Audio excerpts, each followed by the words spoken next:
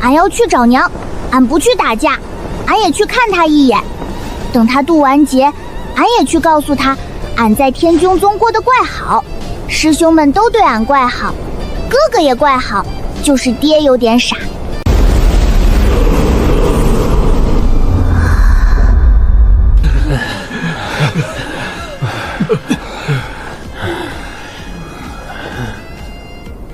不中，他们看俺的眼神不对，怪亮，像捡到零食嘞。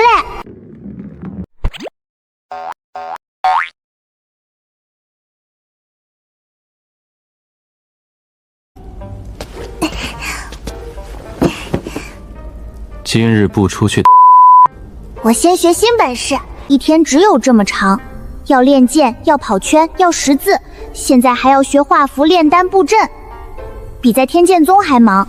可礼物都收嘞，不学怪浪费。上午学符，事后炼丹，傍晚布阵，入夜识字，写字不可停。那我啥时候当秋千？行吧。先学最简单的助行符。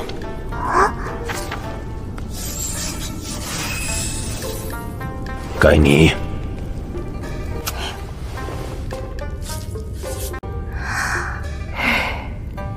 笔走龙蛇，一气呵成，我也看明白嘞，应该不难。教练，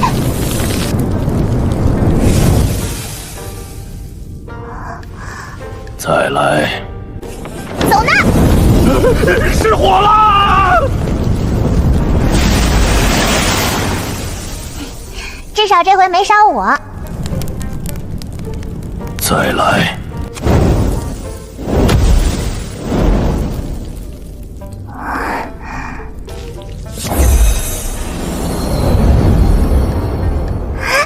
成嘞！试试。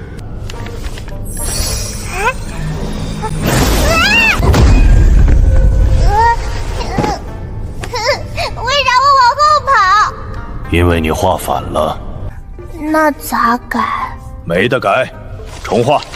画反类助行符也能用，就是敌人在前面，我得背对着他跑，怪不方便。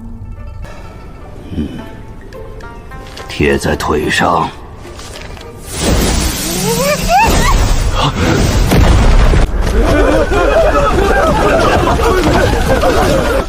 拐弯儿！不会！拐弯儿，用腰不是用腿，腰转，腿自然会跟，身体协调。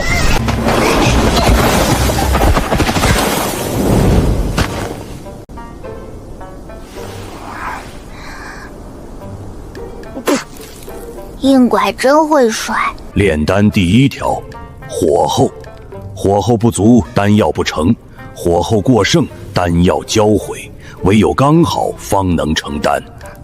第二条，药材，药材不纯不成，药材不鲜不成，药性不配更不成。第三条，耐心，一炉丹药，短则数个时辰，长则数月，绝不能急，急了就炸。记住嘞！混沌金丹怪方便，我想要火，火灵力自己就出来嘞，不用念生火诀，也不用添柴。问题是，我不会控制。小心，不是全收。停火！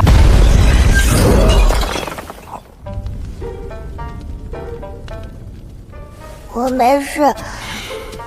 去外面，记住，火候必须稳，稳才能成丹，不稳就会爆炸，炸一次便浪费一炉药材。再来。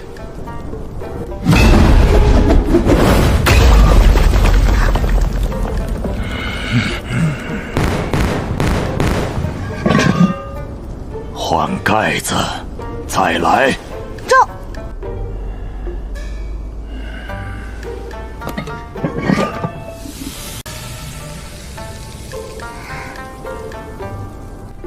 尝尝。我尝。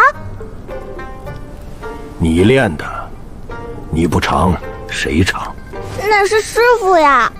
老夫还想多活几年。哦，有效。回力丹，品性虽差，但确实成了。你故意的？不是，力气突然变大，我没控制住。再来！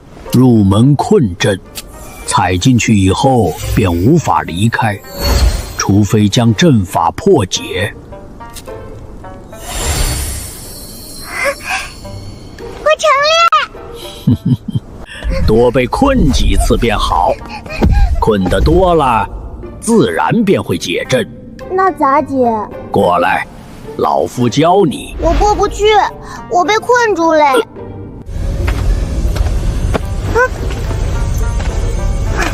我自己能走。你走不出来。解阵，看好，学会了吗？没有。这次呢？还是没有。符能化反，丹能炸炉，阵能困自己。明日继续。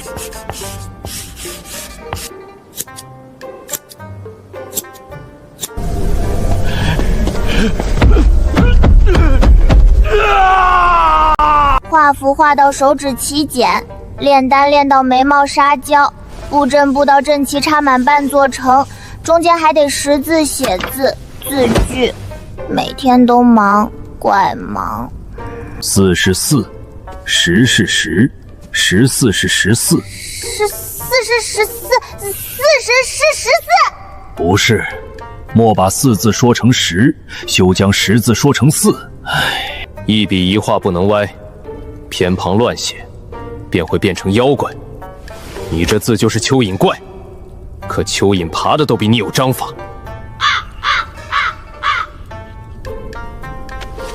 这是什么？助行符。鬼画符，鬼看了都得摇头。你练的是什么？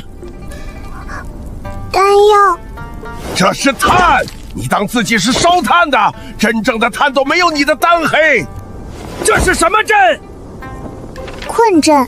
这是蜘蛛网，蜘蛛织的都比你正。学符了骂我，教丹了也骂我，布阵了还是骂我。可他们骂完，第二天还接着教，说明我还能救。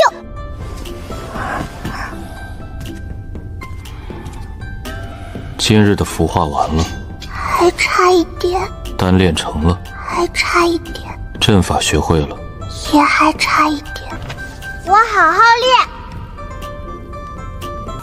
符得学，丹得练，阵也得布。认字又多了100个，写字又多了50个。以前画一张，烧一张，现在能一笔画完。虽然有点歪，但亮嘞，亮嘞就是成嘞。以前像烧炭，现在像打磨过来烧炭。以前布阵，俺困自己，现在不要嘞，俺能困别人，说明阵道也进步嘞。还行，还行，还行，还行，在他们嘴里已经是最高评价嘞。能说一句还行，说明俺真学会一点嘞。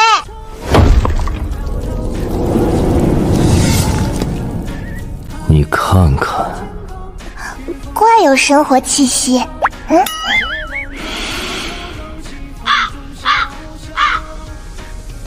帘子、屋顶，全是你弄的。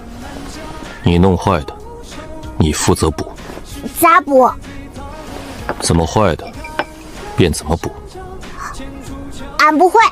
明日起，老夫教你练气。行吧。符、丹、阵，现在又加练气，俺以后要是啥都学会，应该就是真正的全能天才嘞。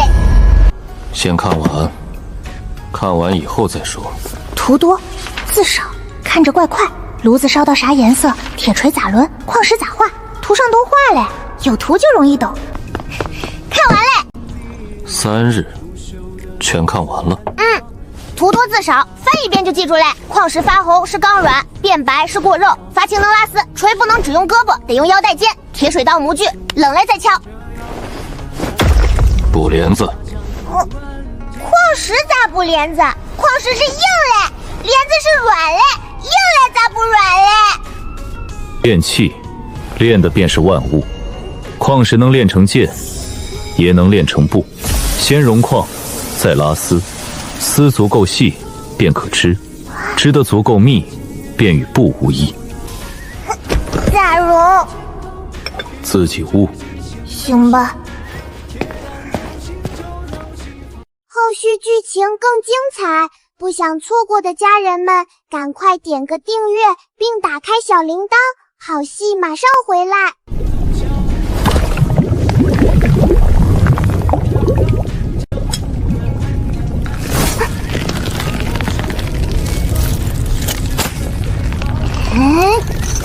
拉丝要稳，快了会断，慢了会粗。手要匀，眼要准，心要静。成嘞！继续。渔网都比这密，那咋能？重织。行吧。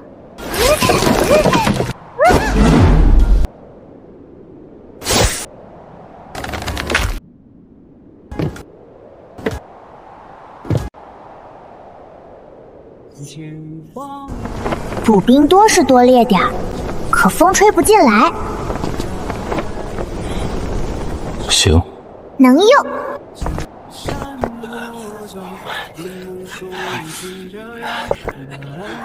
重新来。从哪儿开始？烧砖。俺不会烧砖。不会便学。炼器的基础便是烧。矿石能烧，土也能烧。土烧硬便是砖，砖垒起来便是墙。中。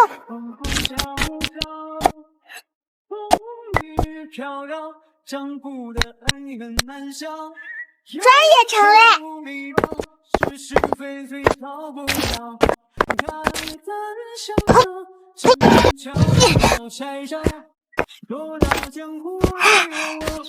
这样也中。嘿。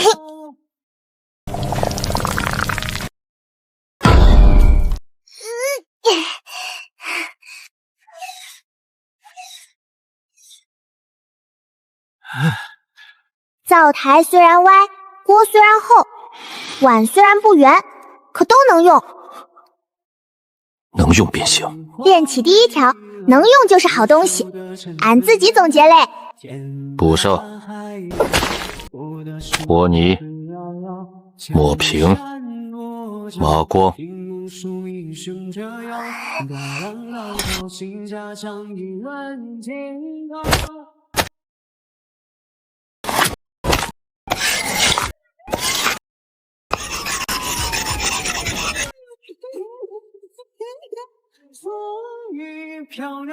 罢了，远处看不出来便行。那以后都站远点看。焦黑部分铲掉，填入木屑，再镶星钻，刷一层灵漆，以灵玉打磨成星钻，镶入桌面。星钻能聚灵，灵气汇聚以后，桌面也会更加耐用。星钻怪漂亮，镶桌子上只能看，放俺手镯里，以后还能卖零食。桌子没有星钻，照样能放茶杯。能用便行。怪瓶，帘子补嘞，厨房修嘞，墙也堵嘞，丹炉能盖嘞，桌子也平嘞。以前俺负责拆，现在俺也会修，这叫有始有终。俺炼器成果，大殿帘子补好嘞，虽然补丁怪多，但不漏风嘞。厨房灶台也建好嘞，锅能烧水，碗能装饭，守门嘞也不用蹲外面做饭嘞，桌子也修好嘞。虽然没有星钻，至少平，但至少平。丹炉盖也糊好嘞，虽然丑，但能干，也不漏气。还有殿外撞塌的墙，俺重新垒垒，虽然颜色不太一样，但至少堵住了。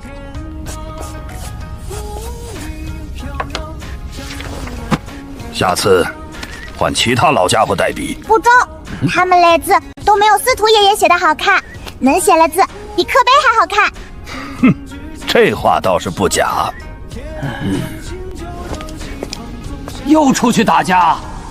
放心，今天不打架。符学嘞，丹学嘞，阵也学嘞，练气俺会一点嘞。今天确实不打架，俺出去干点别嘞。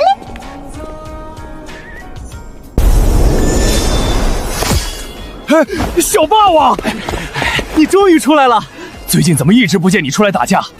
这段日子荒域太安静了，没人挨打，我们都有些不习惯。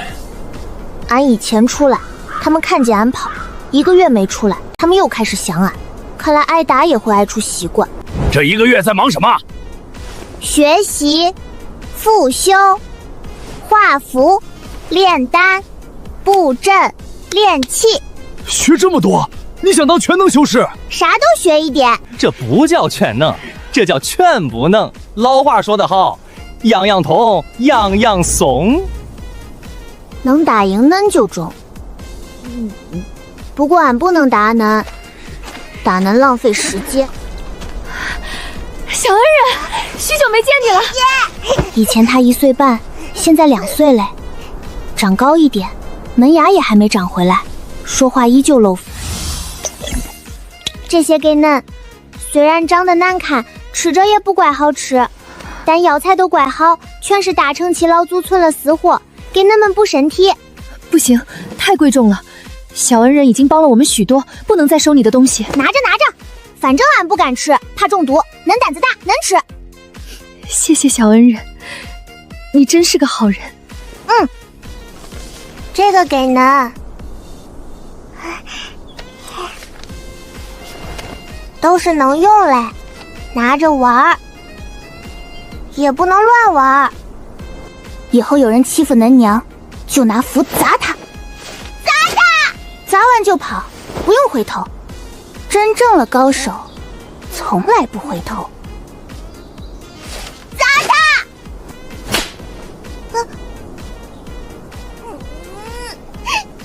俺这是想排一下，跟师兄们排案一样。咋把人排哭嘞？炼丹长了力气，好像还没控制好。不哭不哭，姐姐不是故意的，姐姐是喜欢你。俺走嘞，小恩人，有空常来。走。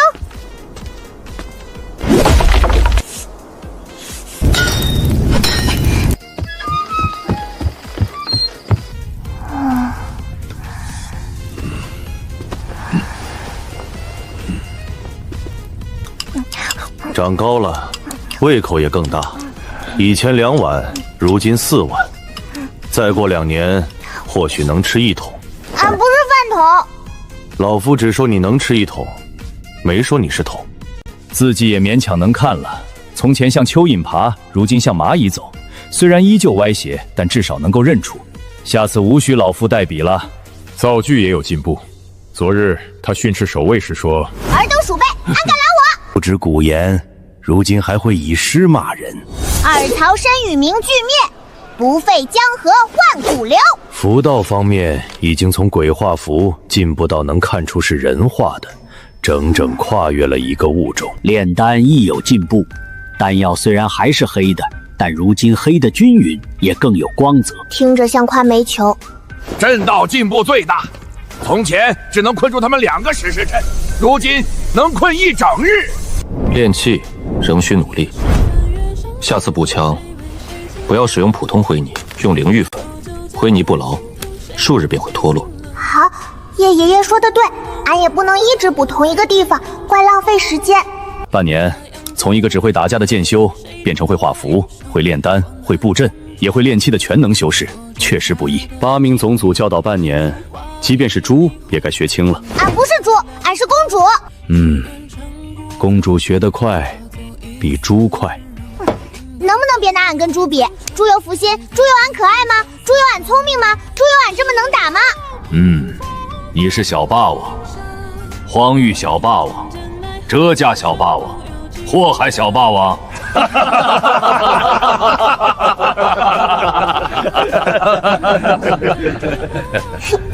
对嘞，那么来大阵准备的咋样嘞？俺也好久没听他们提嘞。有些材料已经绝迹，绝迹便是再也找不到，既绝迹，便没有办法。况且我等无法离开，出不去，自然也无法寻找其余材料。那咋办？俺都4岁半嘞，总不能一辈子待在这里吧？待在这里不好。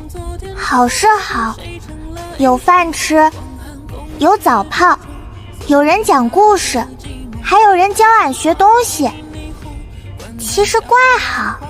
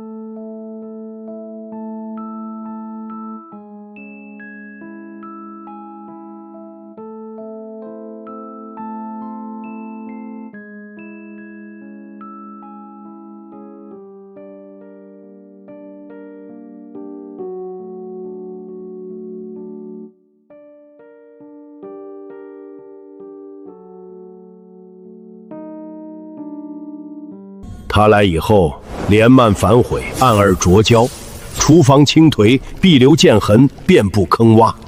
虽处处狼藉，倒是有了几分人间烟火。活了数千年，从来只有旁人侍奉老夫，谁能想到，竟亲自照料一个小丫头，整整1年，给她讲故事，待她沉沉睡去后，在旁边坐上一会儿，那感觉倒也不赖。他唤老夫孙爷爷。数千年来，世人见老夫不是称老祖，便是称尊主，会唤老夫一声爷爷的人，大抵也只有他一个。刚开可结束了，且论正事。如今灵才残缺，双界大阵无法重新铺展，气运无法炼化，便无法破空离开此地，我等只能困守流荒之域，直到寿元耗尽。如此，便只剩下一途：夺舍。他如今仍只是金丹中期，肉身根基尚不足以承载合体大成神魂。若强行夺舍，必然爆体而亡。待他修成元婴，混沌灵根凝英之后，肉身与神魂根基皆会进入另一种境界，足以容纳合体乃至大成魂体。可他只有一人，肉身也只有一具，谁用，谁又忍心下手？一旦夺舍，这孩子便不复存在。修为失去，尚能重修，可一个人若彻底消散，便再无归期。老夫阅尽世间人事，从未见过如此通透坚韧的孩童，往后恐怕也不会再有第二个。那便放了吧。抓他来，本就是为了飞升，如今飞升不成，留他何用？沉默是今晚的主场。这丫头学了我等诸多功法，传过道，受过业，也算半个弟子。放便放了，总好过，但不可如此轻易送走，须做得体面。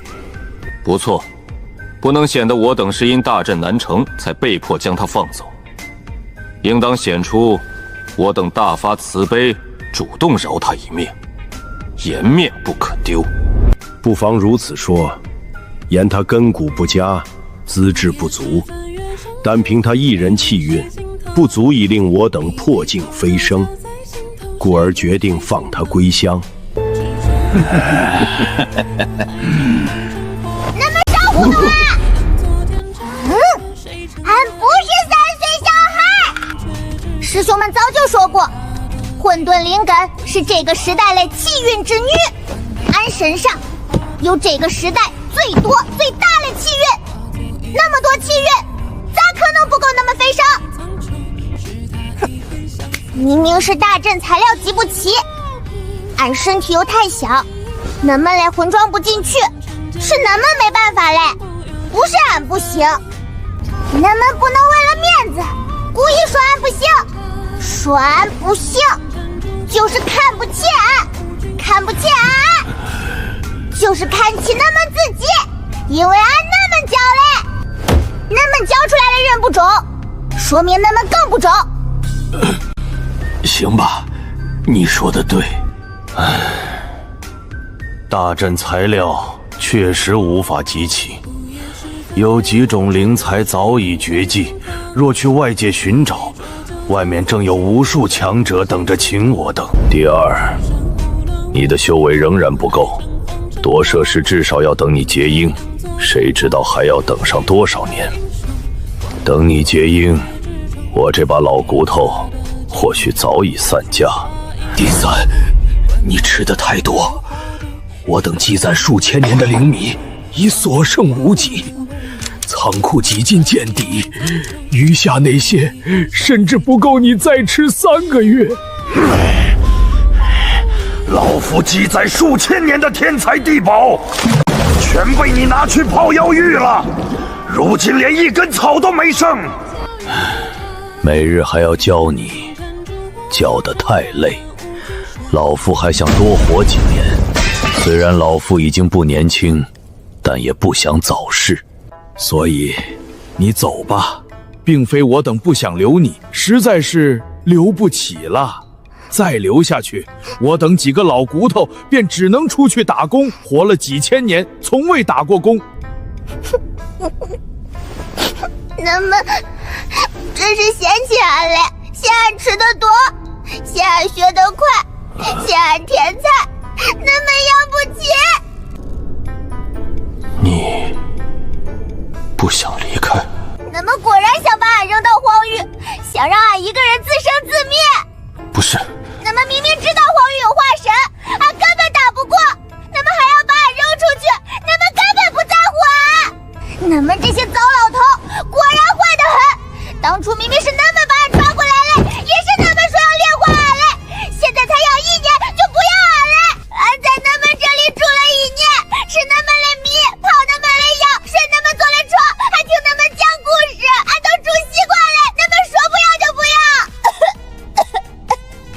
们这叫始乱终弃，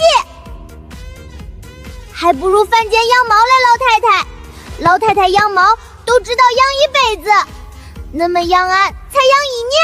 俺每天那么乖，那么听话，炸了厨房俺主动修嘞，烧了帘子俺主动补了，撞了墙洞俺主动堵了。俺每天都在进步，每天都在变强，你们咋能说不要就不要嘞？你们知不知道这样会伤害一个4岁半小孩的心？伤心了孩子会长不高，长不高就变不强，变不强就飞不了升，飞不了升就……早知道是这样，像梦一场，俺才不要把依赖都放在你们身上。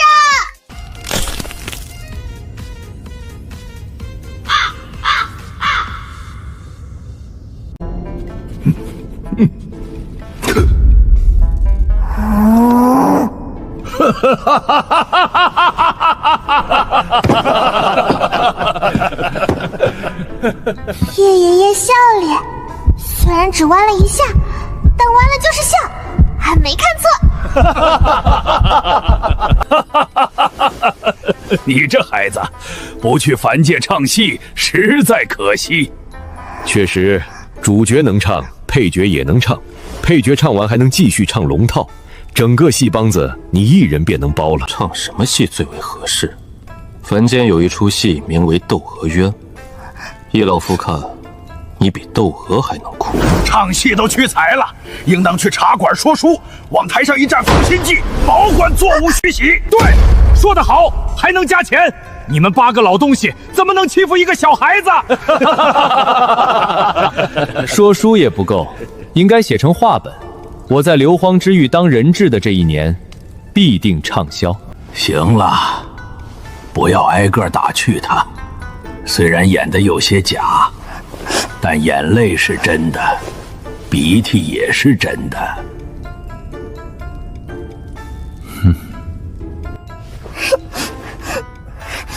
所以你们到底是啥意思？意思便是送你离开硫磺之狱，离开此地，回到你应该去的地方。啊，还能出去？那么不是说硫磺之狱的封印已经焊死了？确实焊死了，无法开启。若强行冲击，只会遭到封印反噬，而且也不能打开。一旦封印出现缺口，外界各宗大军便会立刻杀进来。我们老了，打不动，也不想再打了。那你们问俺干啥？逗小孩怪好玩呀，看俺哭怪好玩呀。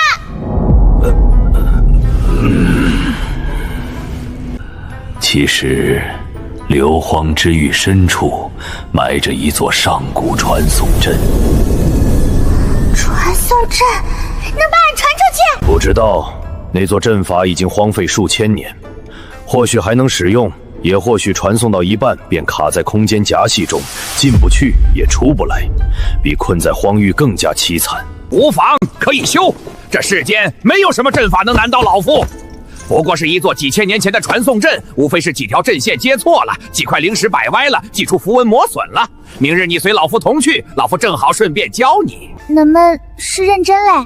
真打算放俺出去？真的，没骗小孩。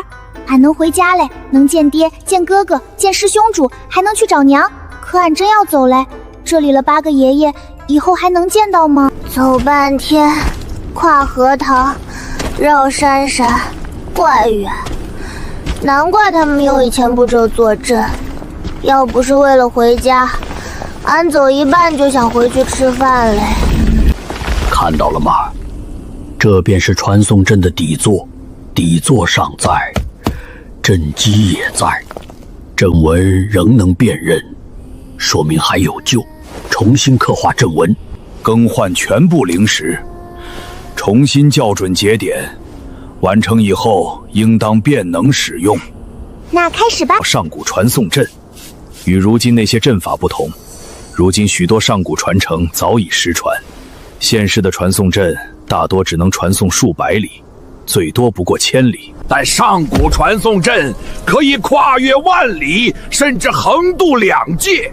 人往阵中一站，咻，下一瞬便到了千里之外。传送阵的原理便是扭曲空间，把原本相隔遥远的两个位置折叠到一起。你看似只走了一步，实际已经跨过极远距离。他画线，俺扶阵旗；他克服，俺扶阵旗。修阵也是学阵，怪划算。你离开以后，无人时时在旁教你，自己要多看书，多研究。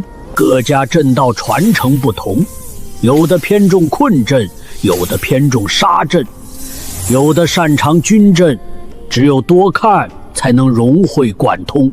魔界阵法以魔气驱动，阵纹偏阴偏暗；修仙界阵法依靠灵气驱动，阵纹偏阳偏亮。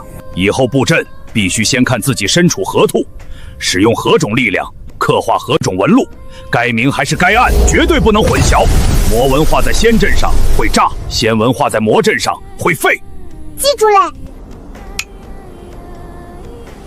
那哪家阵法最好？没有最好，只有黑和适。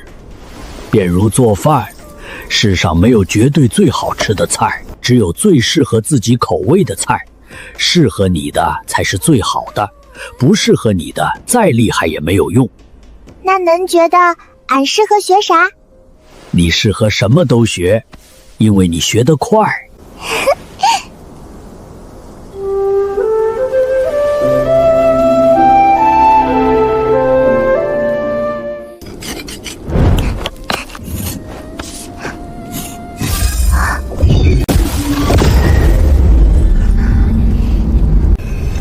说实话，损毁有些严重，老化时间太久。咋样？部分阵纹修补数次，里力流经仍会卡顿。那还能用吗？传送一个小孩没问题，大人不行。原来传送阵也挑重量，俺第一次庆幸自己长得小。走吧，回去收拾，明日便走，不能继续拖延。阵法刚刚修复，目前还能维持运转，拖得越久，越容易再次出现问题。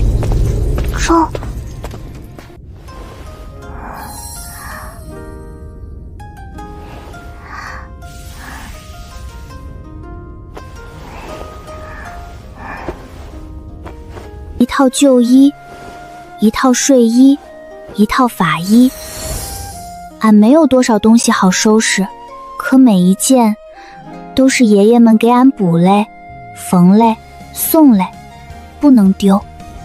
啥时候扎半步，啥时候跑成，啥时候突破。从第一天被抓回来，一直写到今天修好传送trận，每一页都写得满满嘞，像流水账。可全是俺这一年过嘞日子。虽然黑，但能吃；虽然歪，但能亮；虽然丑，但能用。能吃，能亮，能用，就是好东西。全是俺自己做嘞，一件都不能丢。俺要走嘞，俺得回家。可荒域还有人等着俺，不能一句话都不说，至少得去看一眼。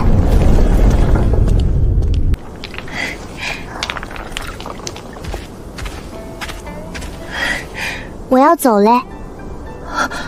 去哪里？出荒域，离开这里，回我该回的地方。姐姐，不走。姐姐得走，可姐姐还会回来。这些都给恁们。丹药虽然丑，但能吃；符虽然歪，但能用；法器虽然不怪好看，但能打。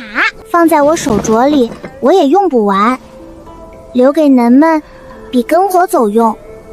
以后没人罩着恁们嘞，自己得小心。小恩人，别哭，我还会回来。等我再回来，肯定比现在更厉害。恁要好好长大，长大了就能保护恁娘。保护娘。以后要是有坏人欺负恁们，就进城找那些老祖，就说有人坏了我定的规矩，让他们出来管管。他们大概会管，大概吧。要是他们不管，恁就说我回去拆他们的大殿。好，小恩人，路上小心。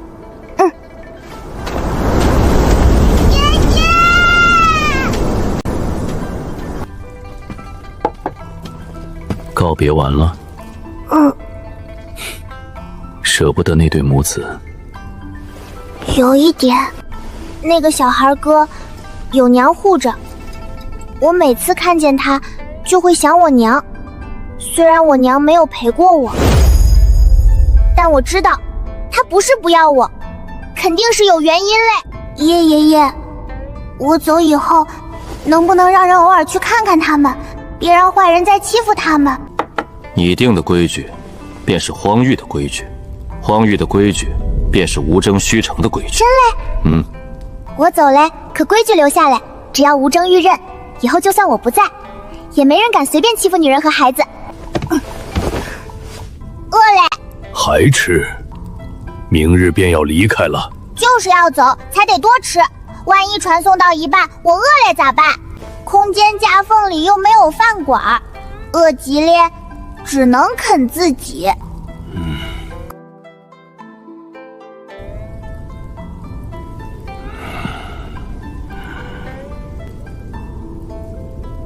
灵米还是那个灵米，肉还是那种怪柴类肉，汤也还是那个味道。可今天我想吃慢一点。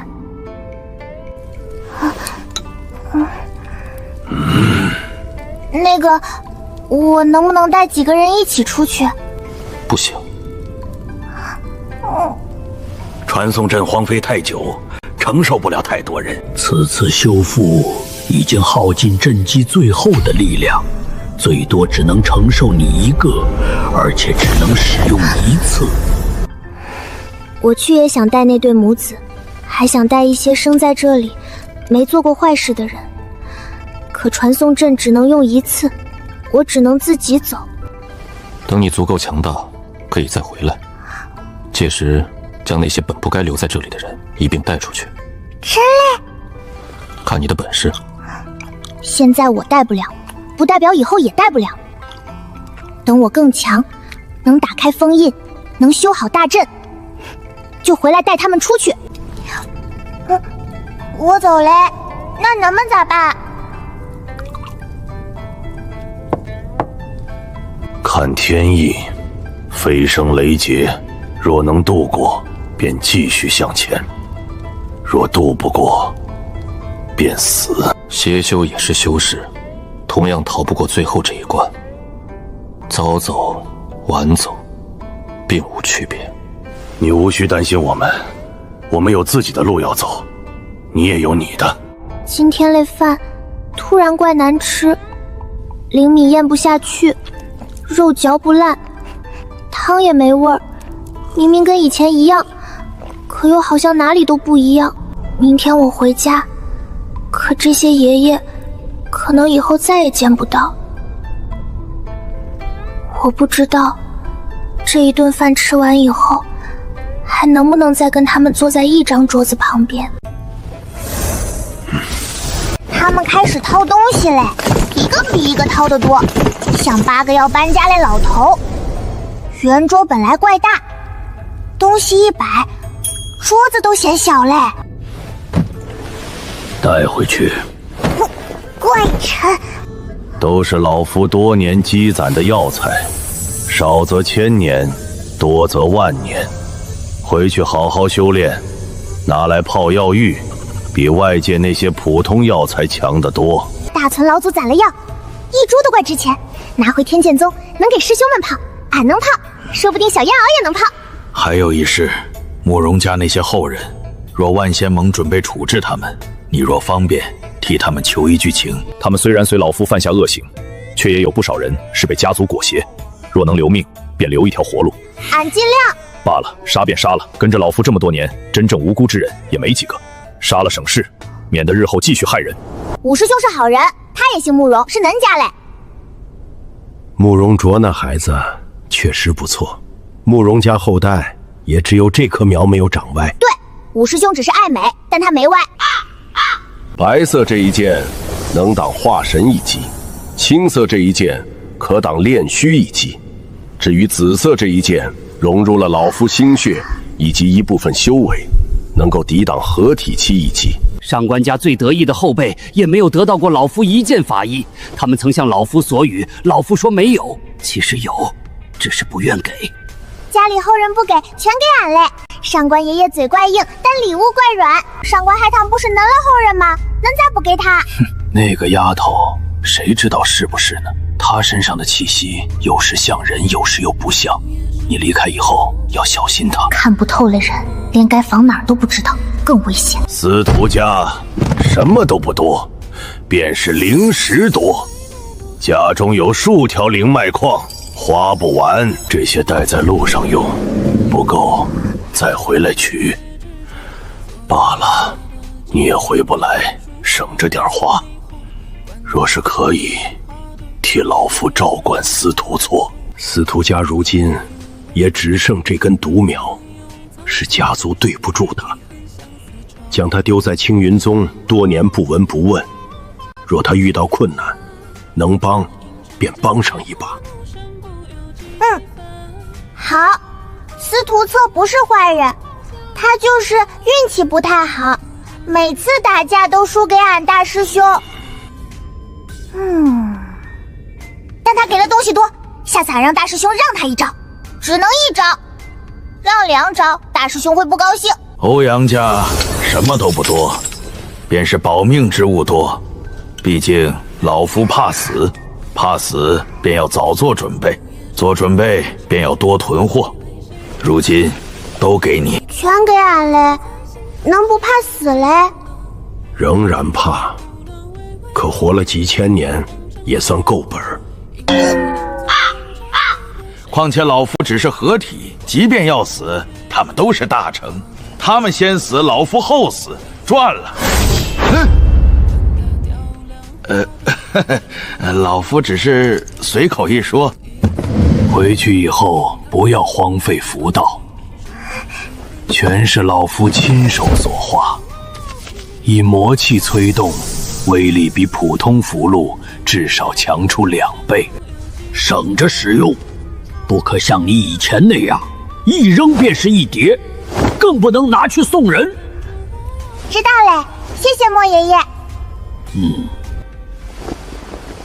此炉以极品材料打造，比你之前炸掉的那些结实得多。那应该不容易炸。最好不要再炸。极品护心丹，心脉将断之时服下，可以救命，不能乱用，也不能随便送人。你的师兄若是受伤，可以给，路人便算了。记住嘞。谢谢程爷爷。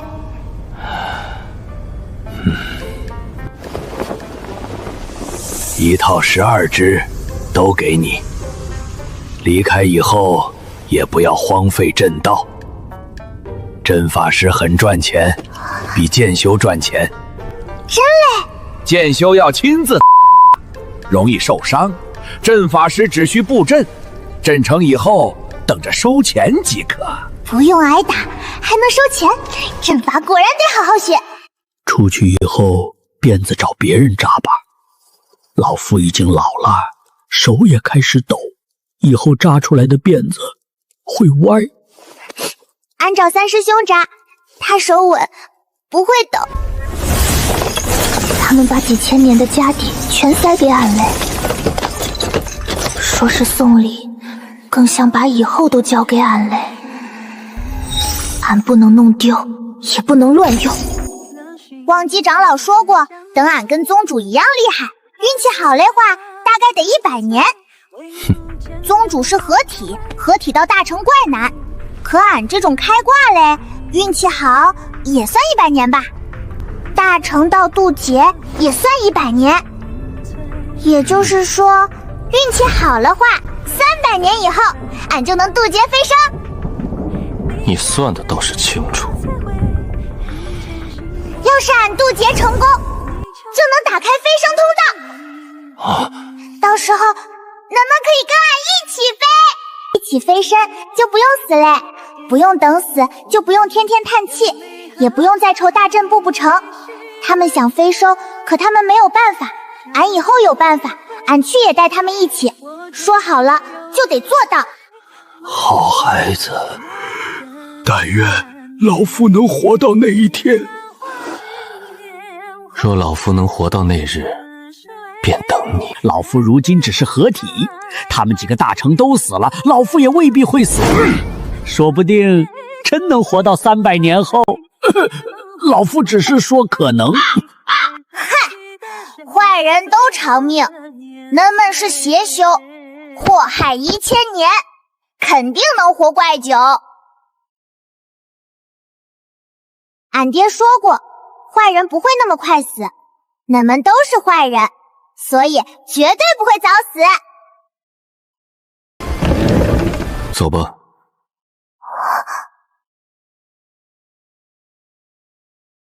传送阵还在等你。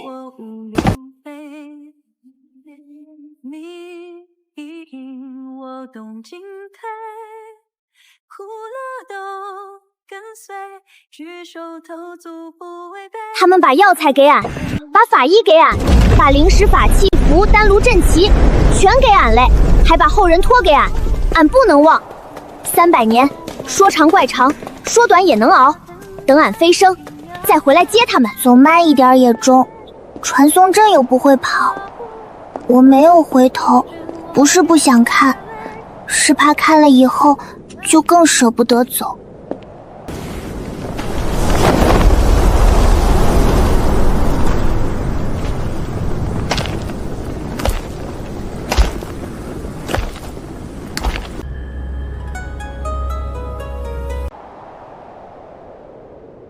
雪尽染，万千华光中，生宿佛痕，此去梦成影了夜。朱颜白，怎不见枯花？叶爷爷，能不说点啥？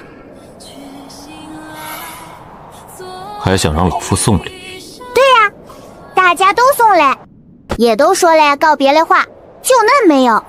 恁是不是想省一份？拿着。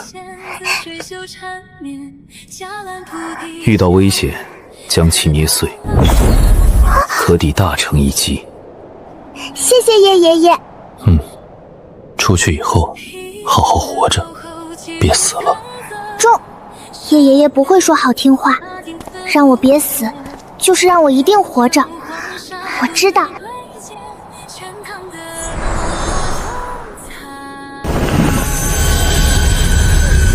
等等！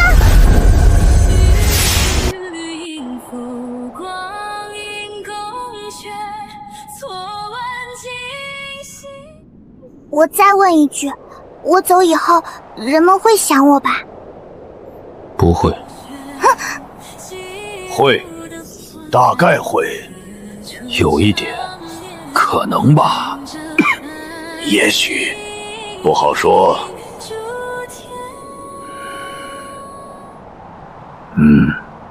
行，我知道嘞。叶爷爷说不会，就是会。其他人说大概、可能、也许，也是会。孙爷爷都点头嘞，说明他们都会想我。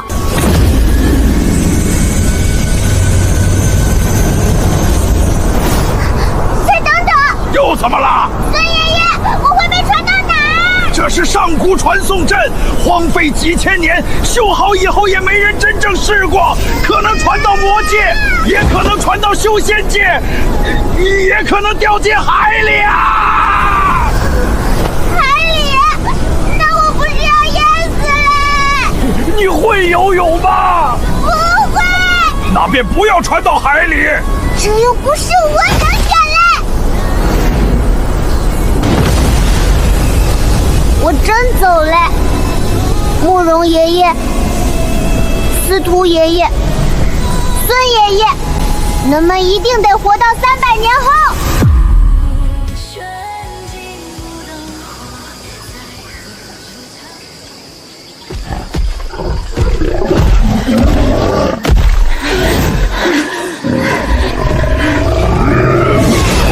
没掉海里，没被淹死。我好像砸到东西嘞。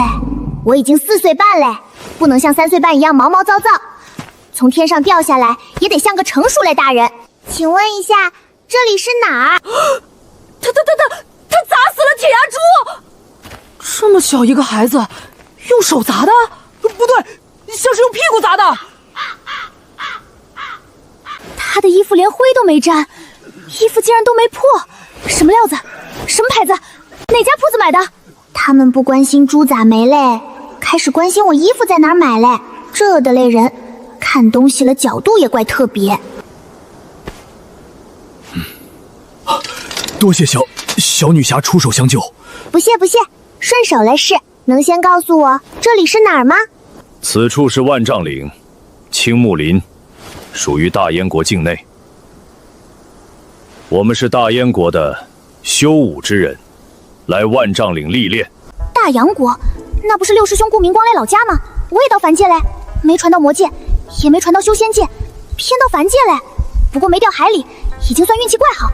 传送阵几千年没用，落点有点偏也正常，偏到陆地就是赚。小妹妹，你从哪里来？你家大人呢？哼，你为什么会从天上掉下来？你平时住在天上吗？真的没有受伤，连皮都没破，那么大一头猪都被你砸死了，你居然毫发无伤。这是什么料子？像绸缎，可比绸缎更凉，又像棉布，可比棉布更滑。你们家是做布料生意的吗？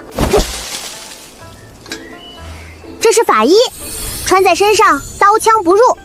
我穿着法衣，所以从天上掉下来也没事。啊，法衣？他是不是哪家有钱人走丢的孩子？有钱人家的孩子能住天上吗？他说的法衣，可能是某种刀枪不入的薄甲。可薄甲为什么摸起来像布？他们以为自己说的怪小声，可跟趴在我耳朵边说没啥区别。一个说我有钱人家的小孩，一个说我住天上，还有一个想买我衣服。凡界类人好像啥都不知道。他穿得起法衣，肯定不是普通人家的孩子。会不会是哪位修行高人的弟子？就是那种隐居在深山里的老神仙，画本里都是这么写的。法衣可不是普通人能穿得起的，也可能是哪家大族族走失的孩子。你看他说话的样子，不慌不忙，像见惯了大场面。确实走失嘞。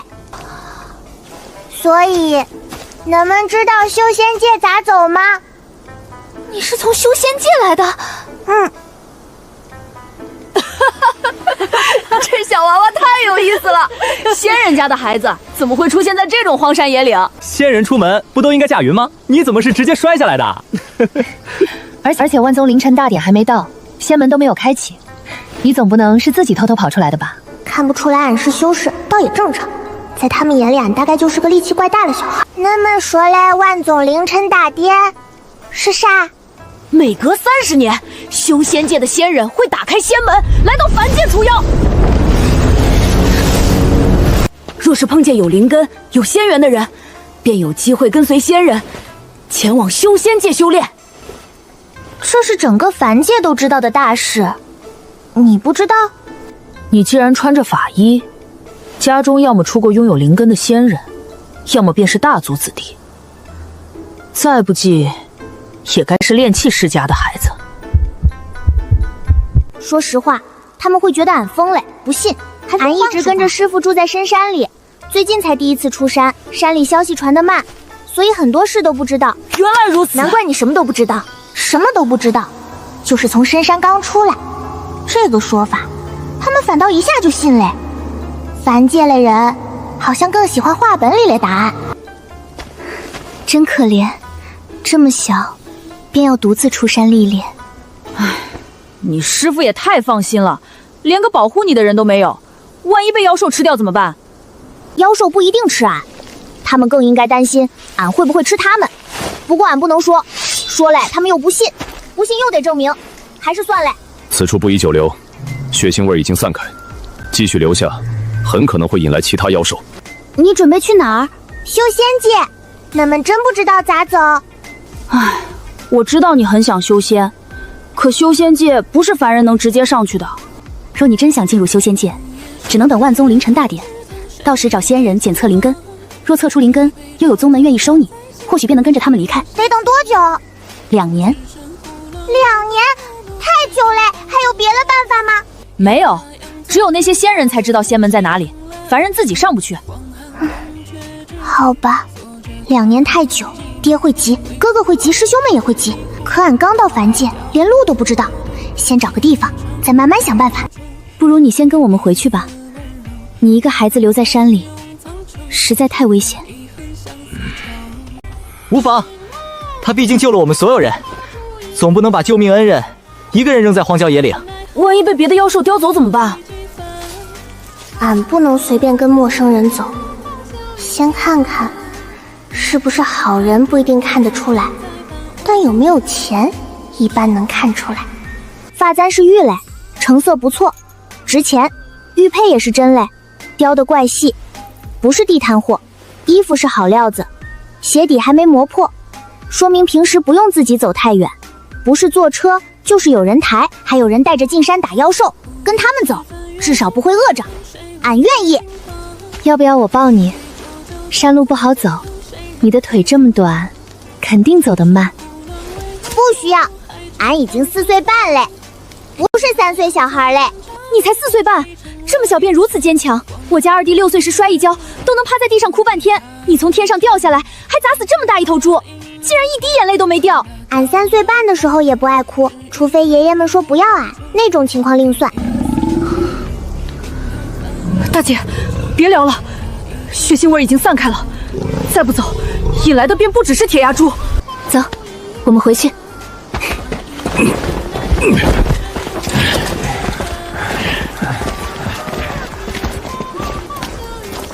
不是回去吗？那不该下山吗？这里是万丈岭，山高路陡，到处都是岔路，若靠双腿走，3天3夜都未必出得去，而且特别容易迷路。山中妖兽又多，方向走错一步，便可能直接走进妖兽巢穴。我们往山上走，是因为要从山顶飞回去。飞？他们一点灵力都没有，咋飞？难道凡界类修武之人也会俺没见过的飞法？我们的交通工具停在山顶，等上去以后，你便知道了。行。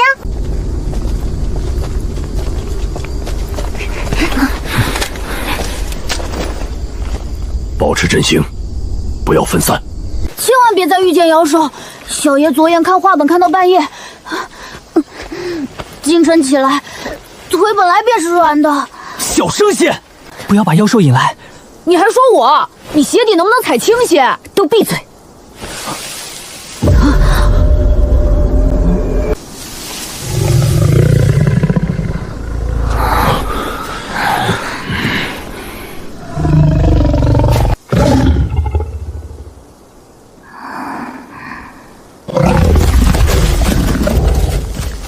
他怎么跑了？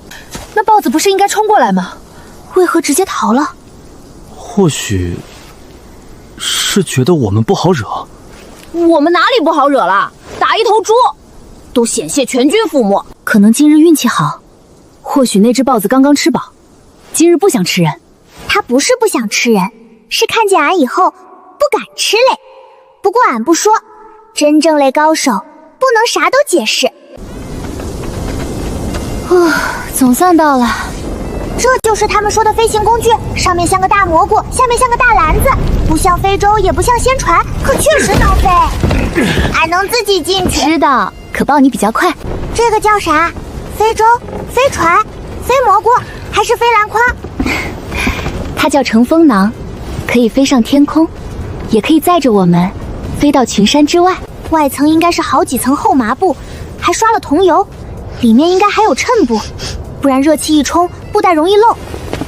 下面烧燃矿，把空气烧热，热风顺着管子往上灌，布袋鼓起来就能带着吊筐立地。四边勒帆，应该是控制方向，想往哪边飞就调哪边勒风，结构简单。可想出这个办法的人怪聪明。能闷这个东西不错。乘风囊是大燕最常见的上山渡水工具，基本上家家户户都有。也不对，有钱人家才买得起，普通百姓虽然买不起，但可以租用。先用煤炭或者燃矿加热，炉体由耐火玄铁和陶土共同铸造，密闭水箱受热以后，水汽不断积聚，压浆推动活塞，再配合热气冲囊与风帆转向。算了，我和你说这些做什么？你肯定听不懂。很合理。啊？你听得懂？懂一点。你在山里还学这些？你师傅连造气都教？啥都学一点，技多不压身。学会嘞，以后自己也能做。他们不信也正常，4岁半嘞小孩字都不一定认全，咋可能懂锅炉、活塞和压呛？就像看见一只猫在看书，俺是第一猜肯定是气质假嘞，不是猫有文化，没人信。这大概就是绝顶高手天生的孤独。唉，小孩子家家叹什么气？坐稳，要起飞了。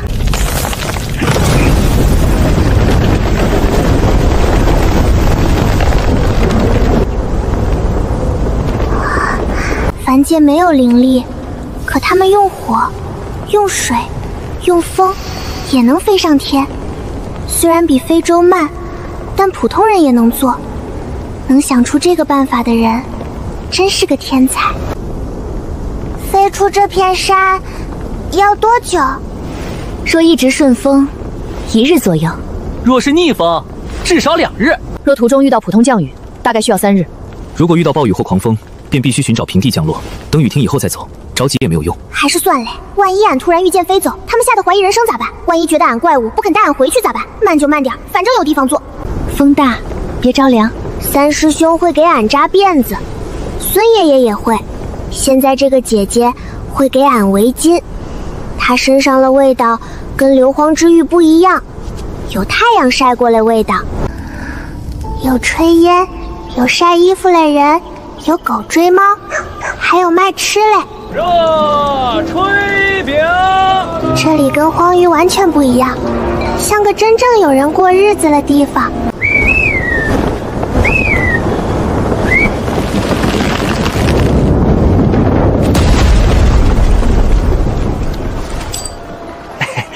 多谢客官。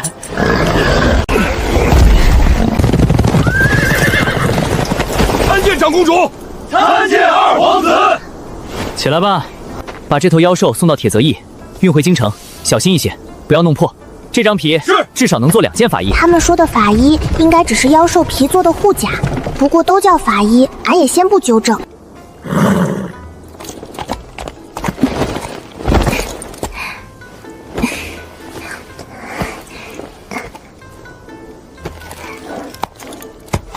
人也是公主。是，我是大燕国长公主顾芷宁，他是我的2弟，大燕2皇子顾昭也。你叫什么名字？扶贫。扶贫，真是个好名字，像画本中才会出现的名字。俺也觉得好听。皇子、公主还都姓顾，俺的6师兄也姓顾。6师兄是忘机长老从大燕皇宫带走嘞。难道他们跟6师兄真是同一个供给小皇宫吐出来嘞？先跟着走。不过俺看看这个大燕皇宫到底是不是6师兄家。那是杨令叔，他是我最好的闺中密友，父亲是大燕镇国将军，他从小便在马背上长大，骑术比我还好。那个长得最壮的叫杨萧林，是令妹的弟弟，力气很大。那个最瘦的叫萧松岩，父亲是大理寺卿，与我2弟关系最好。他读书很多，脑子也好使，与人争辩从来没有输过。是据理力争，就是吵架没输过。钟叔刚才不是故意不与你说话，他性格谨慎，对不熟悉的人从来不会多说。钟叔很厉害，是大内高手，宗师境。人们类武力也是一层一层分类，跟修士的境界一样。凡界5修一共分4大境界。第一，凡武境，主要是基础锻体，凝练内息。江湖中大部分武修以及军营好手都在这一境界，我也是。第二，凡刚境，能够凝聚护身罡气，寻常刀剑难伤，还可以隔空打出劲气。到这一境界，已经算一方高手。第3，宗师境，内劲随心流转，一招可破100人军阵，寿元最高可到150岁。钟书便是宗师。钟书年轻时一个人挑了3个山寨，死了多少人？钟书一个没死，3个山寨没了。第4，大宗师境，肉身、气血与心神全部抵达凡人极限，再进一步便能尝试突破凡界束缚。可若没有灵根，也只能止步于此。寿元最高200年。整个大洋国的大宗师就那么几位，2只手都数得过来。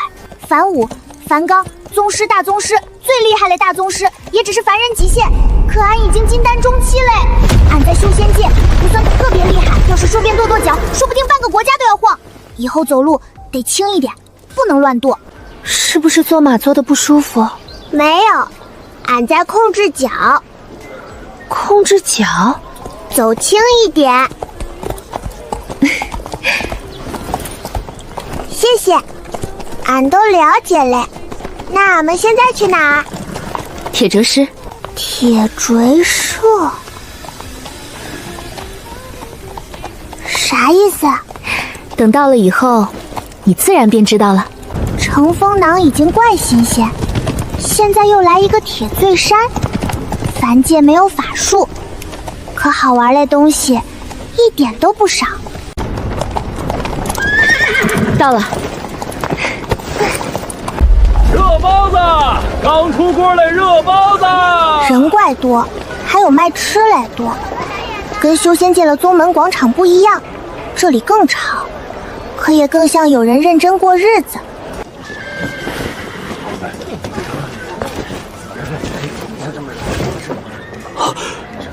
见过钟大人。安排人照看马匹，我们走侧道入战。不用排队，不用查东西，还有人帮忙牵马。公主皇子出门确实比普通人方便。我以前在魔界好像也是这样，只是那时候太小，没觉得有啥特别。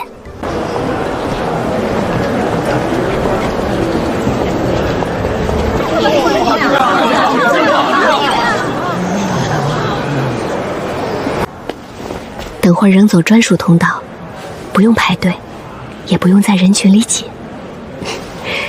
若与百姓走同一条路，容易引起围观。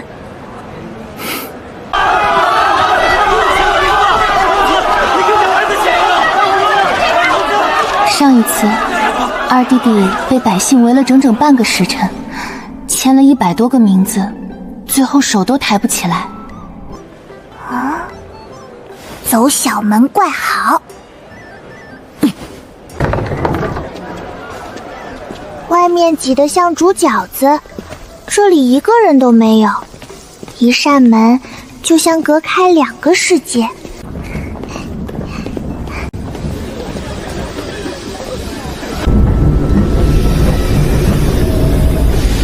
这不是矿车吗？我以前坐过魔界矿车，下面也是铁轨，一节接一节。不对，矿车后面装矿，这个后面装人，还有门窗，像好多间房子，拿绳子串在一起。这个叫啥？铁绝车。铁绝车，这是大燕最重要的交通工具之一。只要铺有铁轨，它便能运人运货，从一座城直达另一座城。参见长公主，参见二皇子。起来，不要引起围观。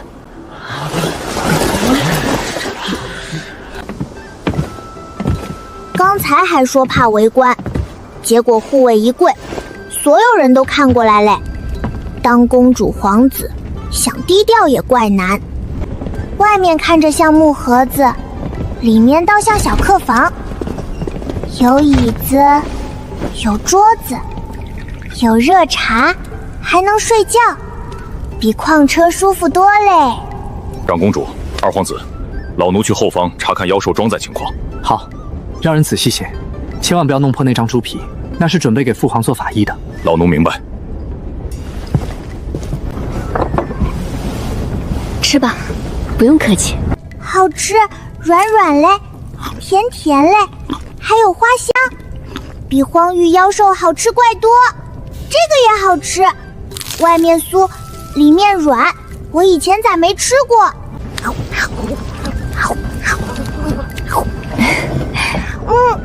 慢点儿，不要噎着。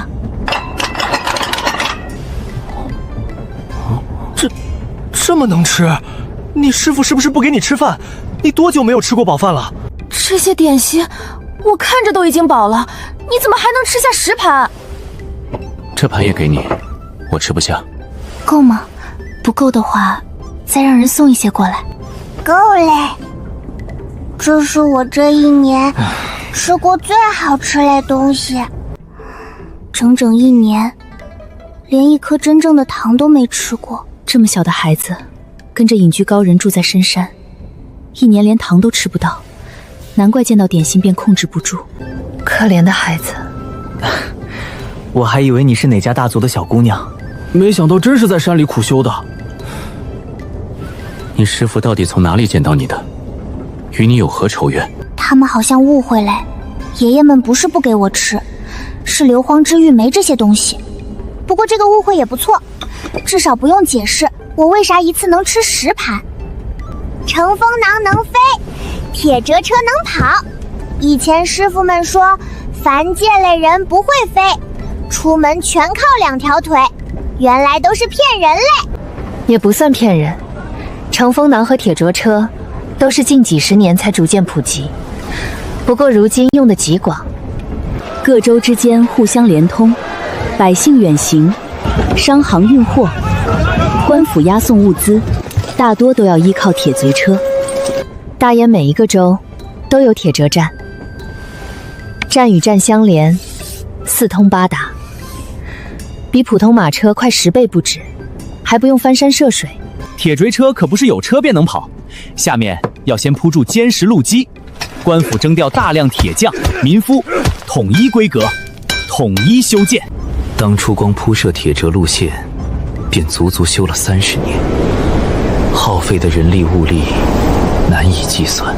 如今整个大燕，所有主轨已经连接，从最南边一路做到最北边，做上3天3夜都未必做得完。修30年，连接整个国家。凡界了人寿命不长，可一代接着一代修，也能造出很厉害的东西。铁贼车分为2大类车厢，一类载人，称为客腔；另一类载货，称为货厢。5者可以乘坐，普通百姓也可以。普通客腔票价不高，坐上1日1夜，只需几10枚铜钱。贵宾车厢要贵许多，但更加舒适，有吃有喝，夜间还有床榻与毛毯。这个铁折车也是用燃矿驱动嘞。不错，铁折车与乘风囊都可以使用燃矿。这种矿石目前只有大燕境内发现大量矿脉，它比普通煤炭燃烧更持久，而且烟痴很少。各大城池的铁折仪常年都有储备。怎么，你又想说自己听得懂？我刚才看了一眼车头，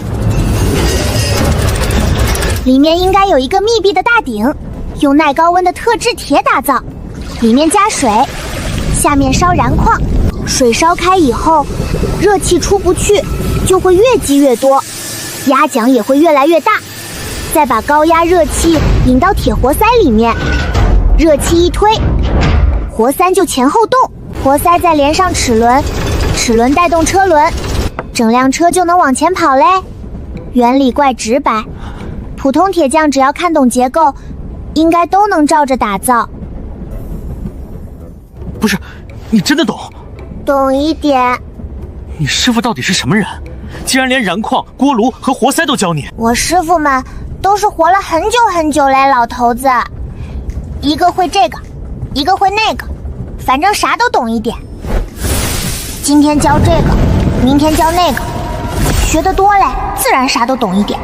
他们说我脑子还行，适合多学点，以后不容易饿死。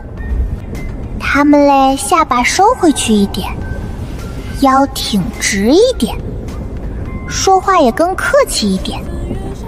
看我的眼神，终于不像看一个只会吃点心的小孩嘞。4岁半来高手，就得有4岁半高手来排面，不能让人看出来我其实更想喝甜水。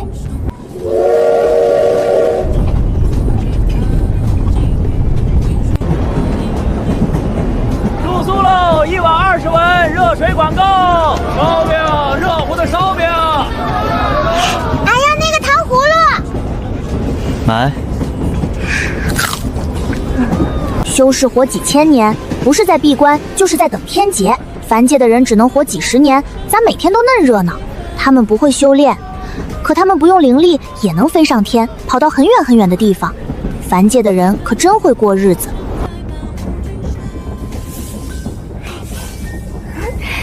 你一个人睡会不会害怕？要不要跟我一起？不用，俺都4岁半了，俺一个人睡过可多觉，一点都不怕。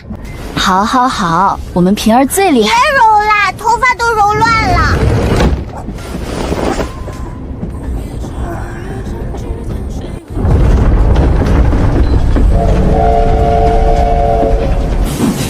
恁大一个城门，俺爹的魔城门拆下来，好像都没它宽。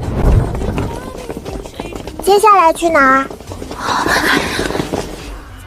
这次偷偷溜出去这么久，回宫至少抄100遍宫规，我爹可能会把我吊起来打。他舍不得打你，最后肯定又打我。上次你惹事儿，你才挨几棍，我挨了几10棍。唉，我更惨。跪祠堂写罪己书，写完还得当着全族的面念。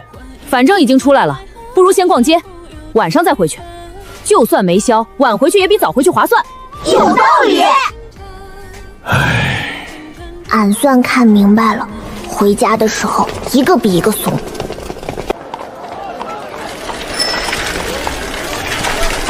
那是啥？脚踏车，踩动踏板，车轮就会转，不用喂草，也不需要灵力，在城里骑比走路省力。我父皇也有一辆，御用工匠打造的，车身还镶了金边。咱们凡界人可真会琢磨，不用灵力也能跑嫩快。什么你们凡界人，说的好像你不是人一样。走，小爷带你去逛吴京最大的步行街。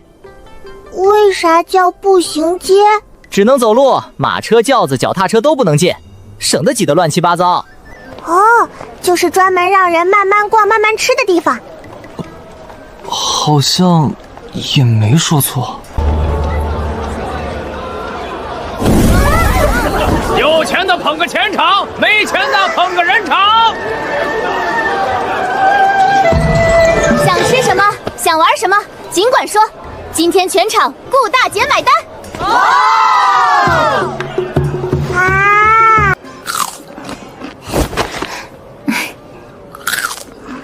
哦，他怎么这么能吃？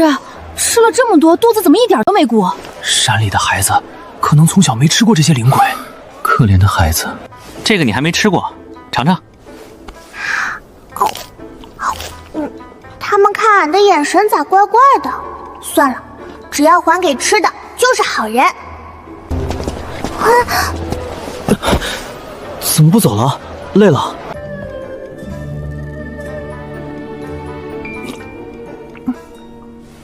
这个，还有这个不要，其他的全给俺包起来。恁几个是不是没钱了？老板，全包起来，连罐子一起。好嘞，贵客稍等。吴工厂真重。晨光。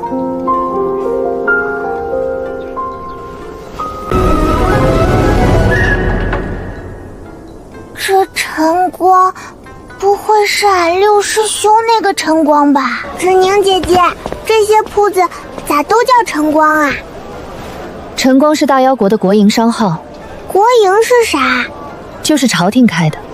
大央国最好的、最大的、最赚钱，也最让百姓信得过的铺子，基本都跟晨光有关。那么多铺子都是朝廷开的？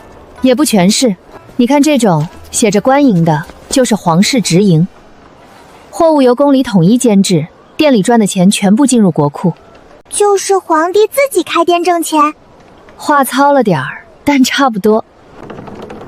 刻着加盟的是商户自己掏钱开店，他们用晨光的牌子进晨光的货，每年再交一笔加盟费。那剩下的钱呢？归他们自己。那晨光啥都不用干就能先收一笔钱？也不能这么说，晨光要帮他们培训伙计，检查货物，还要维护名声。先让人信这个名字，再让别人掏钱用这个名字，可真会挣钱。写着代理的就是从晨光低价进货，再转手卖出去。比如100文进货卖120文，那20文就是他赚的。一次赚的少，多卖点就中了。你这不是听得挺懂吗？俺刚想明白。最后一种叫冠名，这包子还是他们自己的配方，自己的师傅，这也无碍，跟晨光没有关系。那为啥叫晨光？因为他们花钱买了这个名字，百姓看到晨光2个字，就觉得这家店不会坑人，所以他的生意是旁边那家的3倍。看到晨光2个字，就代表靠谱，买了不会错。加盟、代理、冠名，俺没全听懂，可俺好像知道俺哥为啥那会赚钱了。山楂起打8折，全要！俺哥在凡界待了50年，50年足够把一个啥都不懂的少年泡成一只商业老狐狸。那些老贵族还在想咋多抢点钱，俺哥想的是咋让整个魔界都有钱。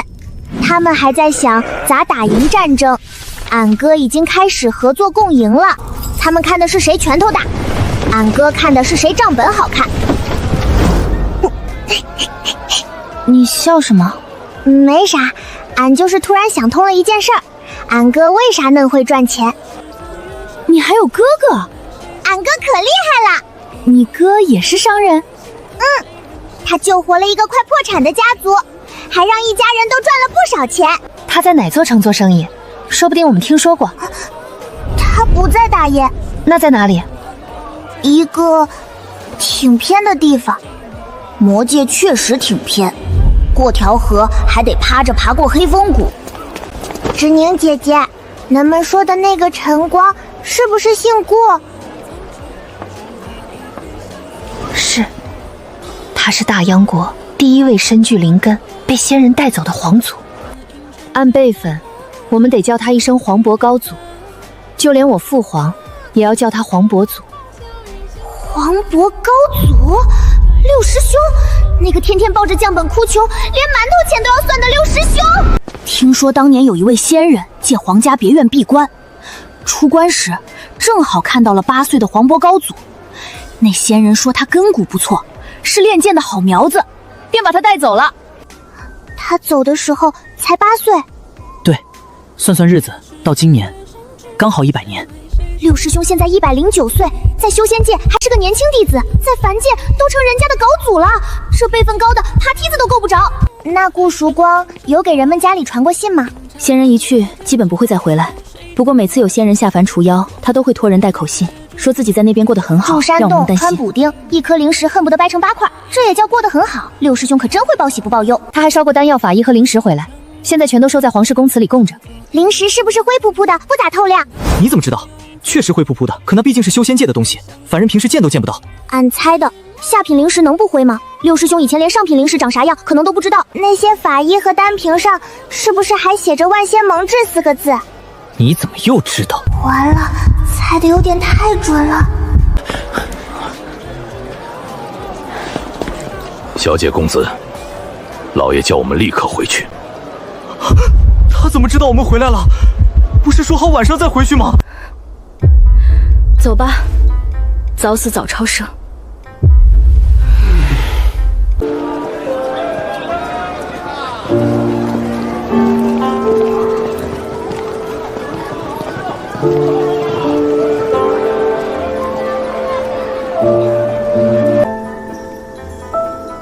这就是六师兄留给凡界的东西，不是功法，不是丹药，是一个用了上百年的名字。